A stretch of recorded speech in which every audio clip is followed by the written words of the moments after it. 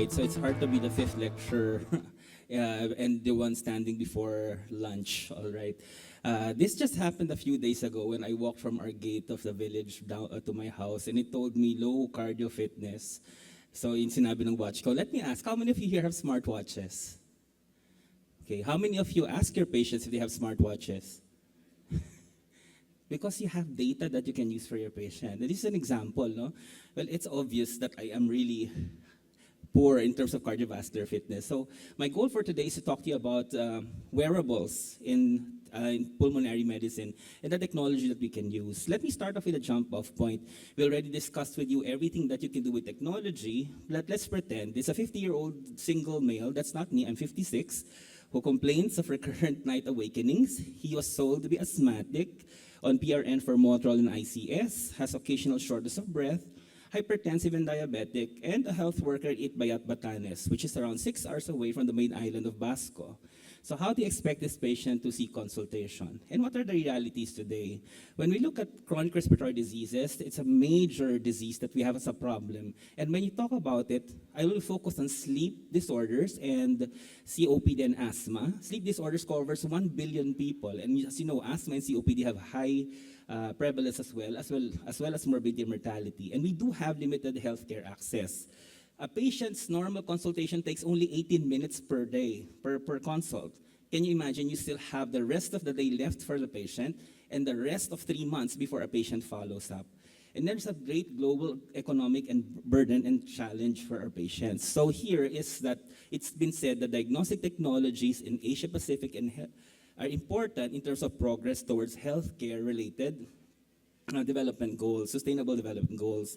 So what's a wearable device? So obviously a watch is a wearable device. That means it's anything that is autonomous, it's non-invasive, and its goal is to perform a specific medical function of monitoring or support over a prolonged period of time. I'll also mention nearables. What are nearables? These are something that you can place near you and it can monitor you as well. Like your phone actually can listen to you at night.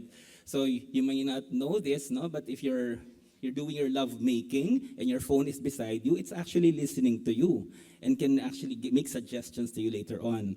So the important thing is that when we combine wearables now with your biomedical sensors, this is where we now have wearable technology. And this can come in the form of wristwatches, bands, jackets, patches, or even capsules that you can ingest. So this is actually the future of medicine. And when we look at it in terms of the future, where do we go with wearables? I'm sure when you talk about oximeters, you only think about the one in the finger or maybe the earlobe. But you can actually have one that actually checks on your thigh, your ankle, of course your wrist, and even your forehead. So these are specific examples. And this can be incorporated into your clothing. Now, what else can we incorporate them into? So your shirt, your strap, and of course, for our females, it can be in your bra, as well as, of course, motion sensors. This can also check on your sweat, as well as your physical activity and temperature. Now, the third part, of course, will be your footwear. Your footwear does not only involve shoes, but it can involve insoles. And I'll show you some of the functions. I'll show you some of the ones which are not as familiar and concentrate later on the watches, because they are more familiar. Now, we look at the BAN, or the body area network. That means we look at the O2 the SaO2 of a patient, although Apple now has some problems with it with its recent phone. The air quality can also be checked. So when you recommend to a patient to exercise, they may want to check first the air quality before they do so, because it may result in an exacerbation. And of course, you look at activity. We ask our patients how much do they actually do. They say, I limited my physical activity. But this now gives you absolute values, which make it more useful. Now, before I oversell this, I want to tell that there are challenges to technology. We have to compare to a gold standard for accuracy, and of course, data can always be hacked. There has to be oversight, and right now, the HTAC in the Philippines is the one that has oversight for it. We have to look for evidence, and there must be accessibility. So if you use Apple, it's only accessible by 15% of the population. 85% is going to be Android-based. Cost is a major issue, which can actually marginalize other patients. And look at compatibility. Now, can we access the data, and how do you interpret it? I'll show you how I use the wearables for sleep. And of course, we have to talk about technological factors. And right now, standards are still sparse. So this is a little complex, but I just want to point out certain things. If you look at the left side of your screen here, this basically points to the things that can be done. Elder care for athletes, for training, chronic disease monitoring, and even emotional care. What it does is collects the data. It has to be low power communication, and we have health monitoring. Now these are sent either via Bluetooth or Wi-Fi by your smartphone, either a central communication system or your local health provider. And the nice thing about it here is that we have a lot of patients now who live alone. And those who live alone can be constantly connected to their family members with their smartwatch. So if you fall down and you don't move for a few minutes, this will send an alert to your family member, even your doctor or healthcare service that can attend to you if you live alone. So you have also health robotics. It can send it to a medical advisor or the ambulance service. But of course, what is the challenge? Good connectivity. So if you don't have good connectivity and you have slow internet in the Philippines, it's a challenge. So right now, it may not still be in that latter portion, but at least for detection, it may be helpful. Let's now go to footwear or insoles. What can it do? So I don't know how many of you have smart footwear, but some of your footwear can actually look at the distance you have traveled. So let's say for a 6-minute walk test. So aside from just someone trying to monitor the actual distance, this can be really traced and compared in terms of what we call trending for your patients. Now it is also helpful for illumination. So if they walk at night, where it may be less polluted, it keeps them safe also. It can sense temperature changes, and you can have also location or GPS monitors. It can have communication, sending out alerts and SOS signals, and of course it can have a kinetic charger. The nice thing is the more you walk, the more it charges your shoes. And isn't that a good way of really encouraging really climate responsibility and generating good power? Now, this is Aura 3. This is a ring which is the third version. Samsung is releasing its own version which is updated. I'm not as familiar. Earl is our Samsung guy over here, but I'm more Apple. So, but anyway, with Aura, this can look at your emotions, your temperature, your O2 sat, but it's very useful for sleep. And what I want to point out here is if you compare the histogram or the sleep characteristics of a patient using the polysomnography, which is the gold standard, look at what the ring determined. It's actually quite similar. In fact, the sensitivity is around 95% and specificity is around 76%. So not bad. And you know how much a sleep study is, right? Can go as much, a split night can go as much as 30,000. And actually your diagnostics will be 20,000. I'm not saying this is going to replace it. But for your patients who cannot afford it, you will be given a suggestion as to how it may work. So let's go back to our smartwatches. So what do we, as we said, what does it normally do? So of course, it can keep track of where you go. So for those of you who suspect your partners of doing something else, you can make use of this to track as to where they're going and see how far they run whenever they see that you're approaching. No, but the thing is, it may be more useful for other aspects, like for better sleep, and it can have advanced parameters, as you see in the upper corner. You can have sleep quality or deep sleep time.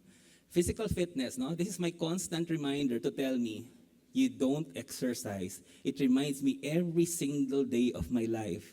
So it at least will help me, hopefully, in gaining more physical activity. And lastly, it can also do your heart health monitoring. All right. I just want to show you some examples of my own data so that I have no violation of any data privacy. In sleep analysis, this is an unusual time. I usually sleep 4 hours, but for this Sunday, I slept for 8 hours. And it said that I spend around 9% in restless sleep. And if you see the heart rate at the bottom, it slows down during the day, during that night time. So what else can we see? It can see that my respiratory rate does change and slows down during sleep. And obviously, I haven't had my sleep study, but I do think I have sleep apnea because you see that my SATs actually dropped by more than 4%. So I'm really due for a study. Now, it can give you trends as to typical nights. So it shows you, for this night, I slept for 4 hours. The following night, I slept for 5 hours. So it gives you an idea whether this patient has disturbances or probably nighttime awakenings. So this was a rather good night at 6 hours. Now, as we said, it can give you trendings for your respiratory rate as well as blood oxygen levels. So there's so much data that actually can be provided to you by your patient and their watches. All right? Now, this would be now a summary, giving me the heart rate variabilities, the regular heart rate, and sleep. And it tells me, Sunday, July 30, I slept well, but obviously the days before, I only slept like very short periods of time. Like the scoring was 21 and 15. So it was quite a bad time. All right, so it can give you data. If you see here in the right-hand corner, this is actually what is a little bad. It shows you how much I use my headphones. And that's why I think I'm a little deaf, because I use it almost the entire day. And it tells you how much you've been exposed to it. And other things that are important to see here is that it can give you trending, not only for daily, but monthly and yearly. Showing you that I improved in 2023, but I'm sure my data for 2024 is much worse than it was in 2023. All right, so as we said, it can also remind you when to take your medications because it gives you the haptic. So every morning it reminds me and sends me a haptic, you haven't taken your antihypertensive, anti-diabetes, and your inhaler. So it will be a good reminder for adherence and compliance. Now, if you're going to use apps though, please make sure they are been reviewed by the FDA. The HTAC in the Philippines has not yet reviewed a lot of these sleep apps. So do take a look before you make use of it. It's always a warning. Now you can make use of nearables. You can look at your snoring. It can look at your, whether you have a chin strap, a humidifier, a mouthpiece, or side sleeping and see if you sleep better. And it can even look at your snore scores and whether you're energized and relates it to your activity. So there's so much information. What do patients prefer? So in this particular study, they found out the wristband is the most preferred type. So the watch is probably the one that's going to remain here. And this was a study that they tried to look at the moderate and physical activity, sedentary behavior, and compared it with the heart rate and symptom score. It was shown here that there was a good relationship between high symptoms, a high heart rate, and a more sedentary behavior. So it can really give you objective data as to whether your patient tells you, I'm better or I'm worse. Oop. Okay. Pinapatapos na ako ng lecture ko. So anyway, what it showed you in this study is that for the mean daily count when they use a smartwatch, it improved by 850 steps. The 6-minute walk improved by 5.81 meters. But it had no impact on activity intensity.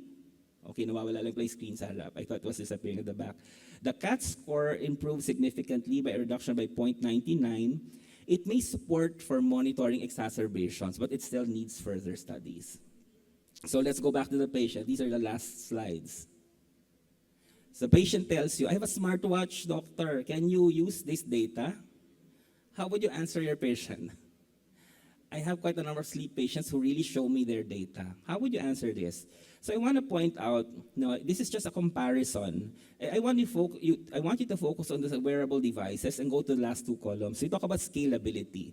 That means, are we going to be able to use it for a lot of the population? Scalability is one of the highest for wearables. And I do think that is the future of medicine. Now, we already have so much data, no? How do you process all this information? No? May X-ray ka na, may spirometry, may CPET ka. You have all this data. How will we process all this information? So there's a guide. The thing is, you have to tell your patients, this is for sleep medicine, but let me convert this now, no? In terms of what we can use, in terms of wearable technology. Encourage the patient to say that, we have to put it in clinical context. We cannot rely on this. We have to reconcile the patient's symptoms with the data and then present options for ongoing use of your technologies. No? We want to encourage, of course, our patients to use validated therapies as much as possible. And then if patients develop anxiety, we ask them to discontinue the device because they may become anxious because of all the things that their device tells them. So, what do we do with engagement? Let me change this to wearable instead of sleep. For engagement, we have to have a general awareness. At least I hope you know that watches can be used for it. And we understand the framework of these devices and apps. Lastly, most devices are not FDA cleared or validated. So do give this warning also to patients. Use it as a tool for opening discussions with your patients. And lastly, use it as a commitment to focus on wellness of the patient.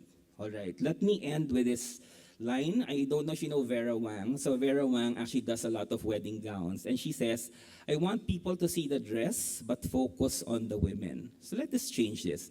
I want people to see the technology, but focus on the patient. And this comes from the Council on Health Informatics and Social Media. Allow me 1 minute just to recruit some of you, and I hope some of you become our members. I think, with no offense meant to other councils, that we are the funnest council around. Pulmonologists. We're not just doctors. We're superheroes fighting respiratory disease. But let's be real, saving the world is tough work. That's why we need each other. Introducing the Council on Health Informatics and Social Media, a community of pulmonologists who use technology to make a real impact in the world. We're all about using health informatics to improve patient care and advance the field of pulmonology. And let's not forget social media. It's not just for cat videos. It's also a tool for sharing knowledge and building connections. As a member, you'll have the opportunity to collaborate with other forward-thinking pulmonologists, share ideas, and make a difference in the world while having fun. Join the Council on Health Informatics and Social Media, and let's kick some respiratory disease butt together.